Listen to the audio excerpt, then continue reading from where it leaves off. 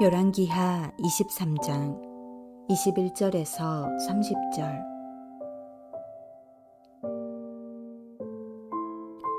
왕이 뭇 백성에게 명령하여 이르되, 이 언약책에 기록된 대로 너희의 하나님 여호와를 위하여 유월절을 지키라 하매, 사사가 이스라엘을 다스리던 시대부터 이스라엘 여러 왕의 시대와 유다 여러 왕의 시대에 이렇게 유월절을 지킨 일이 없었더니, 요시야 왕 18째 해에 예루살렘에서 여호와 앞에 이 유월절을 지켰더라.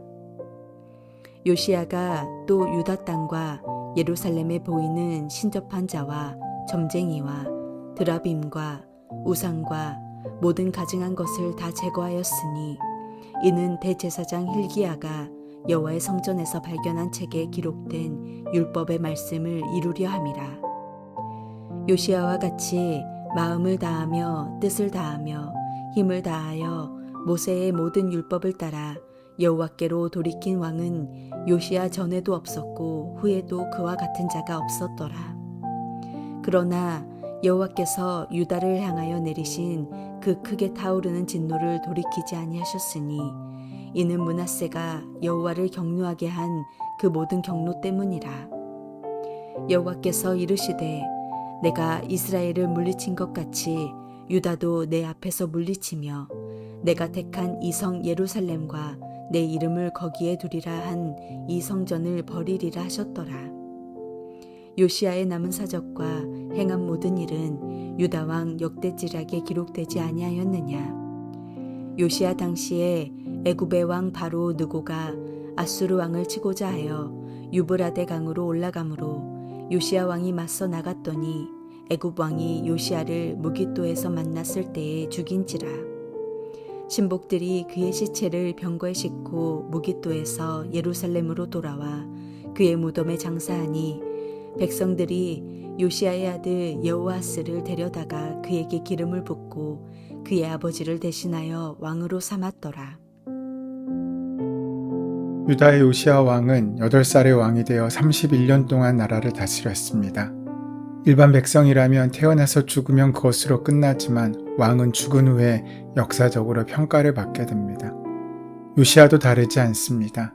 그런데 이스라엘 역사에 등장하는 수십 명의 왕들 대부분은 좋지 않은 평가를 받았지만, 요시야는 하나님의 말씀을 따라 행한 왕으로 평가를 받습니다. 요시야 왕 18년이 된 어느 날, 왕이 성전을 수리하게 했을 때 사람들이 성전 창고의 깊숙한 곳에 있던 성서인 토라 율법책을 발견합니다.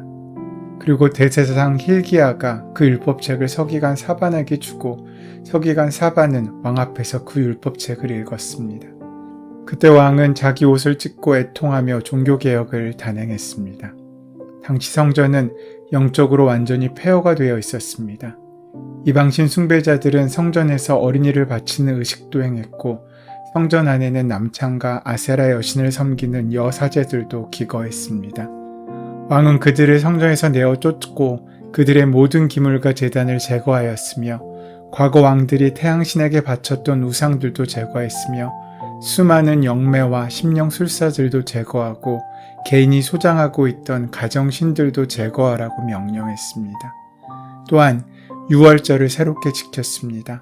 오늘 본문인 21절에서 23절까지 말씀을 보면 요시야 왕 때처럼 유월절을 지킨 적이 없었다라고 성경은 기록하고 있습니다.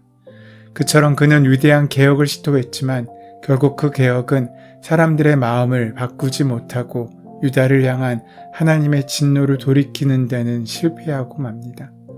개혁이란 말은 고칠 개자와 가죽 혁자라는 말이 합성된 단어로 그 겉 가죽을 고친다란 의미입니다. 정말 중요한 것은 모양을 바꾸는 것이 아니라 마음을 바꾸는 일입니다.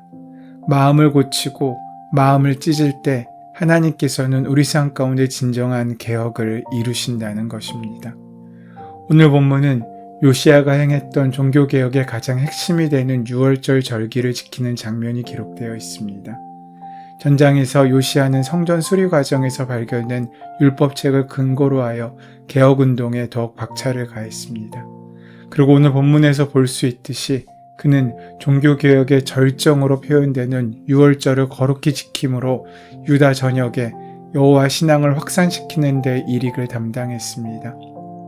요시야가 왕위에 오르자 개혁운동을 시작합니다. 그때 대제사장 hil기야가 성전 안에 먼지 가득 쌓인 율법책을 발견하게 됩니다.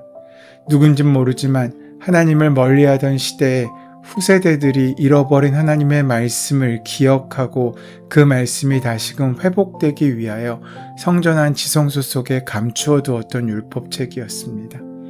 대제사장 hil기야는 그 율법책을 발견하고는 왕 요시야에게 갖다 주었습니다. 그러자 왕 요시야는 서기관 사반에게 명하여 발견한 하나님의 율법책을 낭독하게 합니다. 그 내용이 무엇인가 하면 천년 전에 하나님의 사람 모세를 통해 말씀하셨던 신명기 28장의 말씀이었습니다. 그 말씀을 읽자 요시야는 자신의 옷을 찢으며 통곡하고 말합니다. 우리 열조가 여호와의 말씀을 지키지 아니하고 이 책에 기록된 모든 것을 준행치 아니하였으므로 여호와께서 우리에게 쏟으신 진노가 크도다 라고 눈물로 통탄합니다. 그리고 그는 하나님의 말씀을 온전히 지키기로 결심합니다. 유월절 행사를 위한 모든 준비를 마친 후에 요시야 왕은 백성들에게 유월절 행사를 거행하도록 했습니다. 제사장들과 레위 사람들은 자기 처소와 반열대로 서고 제사장들은 유월절 양을 잡아 피를 뿌리고 레위 사람들은 짐승의 가죽을 벗겼습니다. 또한 그 번제물을 족속의 차서대로 모든 백성에게 나누어 주되 모세의 책에 기록된 대로 하였습니다. 요시야의 유월절 의식은 언약책에 기록된 대로 매우 정확하게 행해졌습니다. 그리고 많은 백성들이 그 유월절 행사에 참여했습니다. 이전에 히스기야가 지켰던 유월절은 기쁨이 충만하였으나 하나님의 규례에 어긋난 점들이 있었습니다.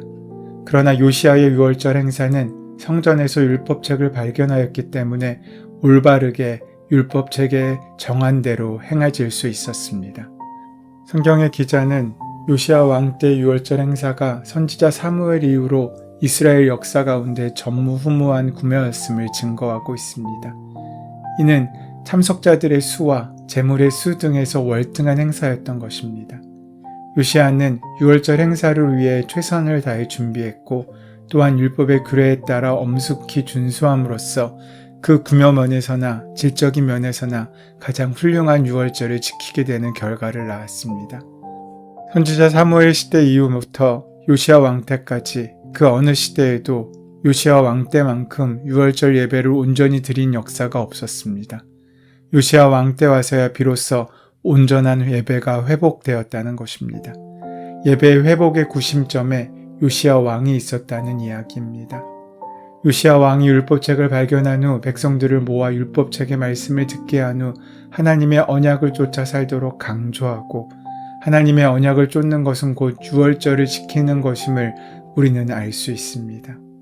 역대하 34장에서도 요시야 왕이 율법책을 발견한 후에 백성들에게 하나님의 말씀을 들려주고 언약을 쫓아 살도록 한 내용이 있습니다.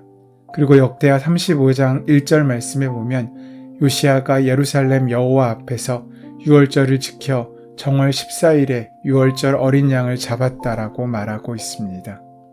이처럼 유다의 신앙의 참된 회복은 단지 우상을 철폐하는 것으로 시작되는 것일 수 없습니다. 하나님의 언약을 쫓아 사는 것을 의미하는 것이고 그것은 유월절을 온전히 지키는 것임을 알 수 있습니다. 만약 요시야 왕이 율법책을 발견하지 못했다면 우상은 다 철폐했을지 몰라도 여전히 유월절은 지키지 못했을 것입니다. 이것은 분명 참된 이스라엘이 아닙니다. 요시야가 단행한 개혁은 참으로 철저했습니다. 성전에 있던 바알과 아세라와 하늘의 별을 섬기는 데 쓰던 모든 기구들을 내어다가 불살랐습니다. 또한 각 지역에서 활동하던 가짜 선지자들과 우상들을 예배하던 사람들을 쫓아냈습니다. 그리고 전국에 흩어져 있던 산당들도 모조리 치워버리도록 했습니다. 이러한 요시야의 개혁은 어쩌면 지금 우리에게 별 느낌이 되지 않을지 모릅니다. 왜냐하면 지금 우리들은 유다와 같지 않기 때문입니다. 예배당의 우상을 끌어들이지도 않고 우상에게 절하지도 않기 때문입니다. 그렇다면 우리는 진심으로 하나님만을 섬기고 온전한 예배 가운데 있습니까? 무엇보다도 진심으로 하나님의 언약을 쫓는 자로 살고 있습니까? 오늘 우리에게 중요한 것은 바로 이것입니다. 신앙은 없는 것이 아닙니다. 내어 쫓는 것이 아닙니다. 내어 쫓고 빈자리가 된 그 마음 가운데 참된 것을 모시는 일입니다. 우리 삶에 헛된 우상이 없고 다른 신의 이름을 부르면서 예배하는 것도 없고 개인적으로 우상이나 점쟁이를 찾지 않는다고 해서 우리가 하나님을 잘 섬기고 하나님의 언약을 온전히 쫓고 있다고 생각할 수 없습니다. 중요한 것은 진노와 심판 아래에 있는 나를 구속하신 하나님의 거룩하신 어린 양의 피의 은혜를 아는 것입니다. 그 은혜를 우리 마음 가운데 가득 채워놓고 사는 일입니다. 오직 은혜로만 건너갈 수 있음을 기억하고 은혜로만 구원받을 수 있음을 기억하며 십자가의 귀한 보혈의 공로 앞에 온전히 서고 거기에 무릎을 꿇는 그 영적인 시간이 바로 유월절 어린 양의 시간이라는 것입니다. 유월절은 하나님의 구원의 은혜를 기념하는 절기입니다. 이스라엘 백성은 구원하신 하나님의 은혜를 다시 맛보고 누리게 됩니다. 절기를 지키는 것은 왕과 백성들이었지만 거기에 은혜를 풍성하게 부어주신 분은 하나님이셨습니다. 하나님께서는 이런 은혜를 오늘날 하나님의 백성들에게 동일하게 부어주기 원하십니다. 그 은혜가 오늘 우리에게 필요하지 않겠습니까? 혹시 우리의 예배는 종교적인 형식만 남아 있습니까? 그래서 그 예배를 그저 겉모습만 바꿔가는 것으로 만족하고 있지 않습니까? 그렇다면 우리도 요시야 왕처럼 열심으로 개혁하지만 결국에 열매를 맺지 못하는 빈손으로 끝나게 될 수밖에 없습니다. 참된 예배가 회복되지 않는 한 우리의 외형이 바뀌고 형식이 바뀐다고 우리는 거룩해질 수 없습니다. 그러하기에 예배의 회복이 어느 때보다 절실한 때를 우리는 살고 있습니다.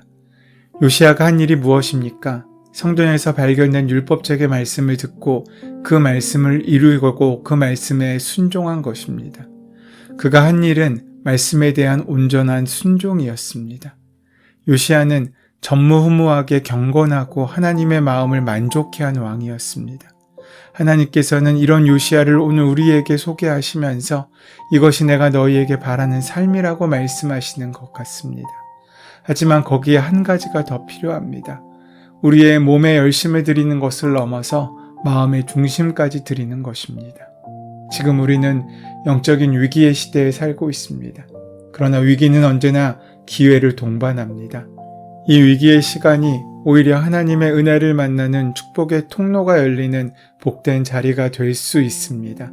하나님께서는 오늘 우리에게 그러한 인생이 되기 원하십니다. 그래서 좋을 때나 힘들 때나 어려울 때나 하늘의 문을 열 수 있는 은혜의 능력을 가지고 살아가는 복된 삶을 만나게 되기를 원하십니다.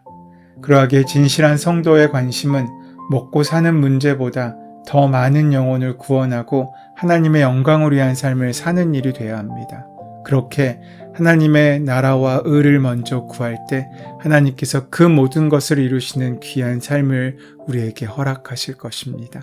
그 은혜를 다 만나고 누리시는 저와 여러분 되시기를 소원하고 축원합니다. 은혜의 주님, 하나님의 백성들이 그저 외형만 바뀌는 자가 아니라 우리의 마음을 들여 하나님의 온전한 뜻을 마음으로 알고 누리며 채워가는 귀한 삶을 통하여 참된 예배와 유월절의 귀한 은혜의 삶을 살아가는 복된 하루가 될 수 있도록 인도하시고 함께하여 주시옵소서. 예수 그리스도의 이름으로 기도드립니다. 아멘. 이제 오늘 이 아침 우리에게 허락하신 말씀이 나에게 주시는 말씀으로 만나지기 위하여 본문의 말씀을 깊이 묵상하시고 함께 기도하시는 시간 가지도록 하겠습니다. 함께 기도합니다.